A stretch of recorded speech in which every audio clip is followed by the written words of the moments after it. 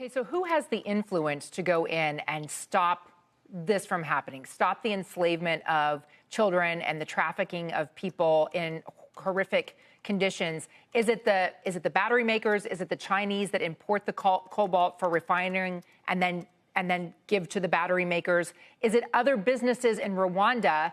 You know, the NBA recently has expanded its investment there because they know that Africa is a huge NBA market. Who has influence over stopping it?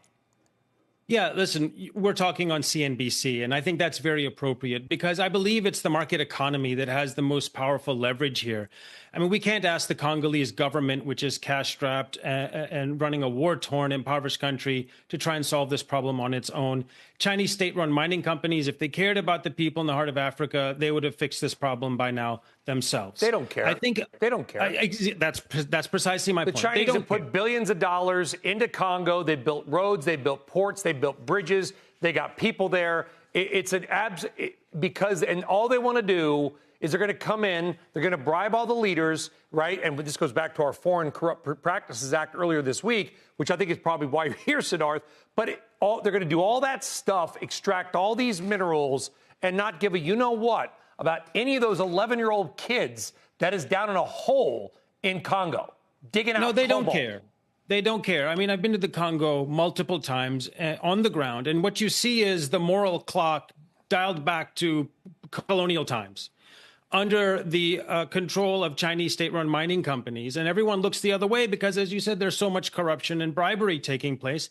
They don't care that children are suffering shattered spines just to dig cobalt out of the ground for $1 a day, or that the entire environment has been contaminated with toxic effluents from Chinese mining companies, causing a complete public health catastrophe there. It all flows out through Chinese refiners into tech and EV companies. And ultimately, I think we have to stand for what's right. We, meaning America and American companies. We can't point our finger downstream to our Chinese suppliers or foreign mining companies. So President Trump this week described the situation as very serious.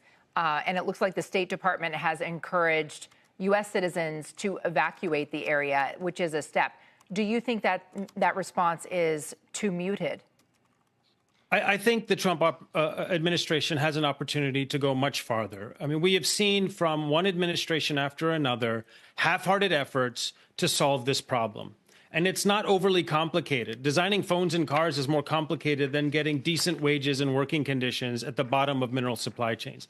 I think the Trump administration has an opportunity to show genuine leadership in working with the Congolese government and with U.S.-based tech and EV companies to say, listen, it's not acceptable that we are importing critical minerals from the heart of Africa that are mined in conditions that violate the human rights and dignity of African people. Let's solve this problem. And that gets back to the power of the market economy.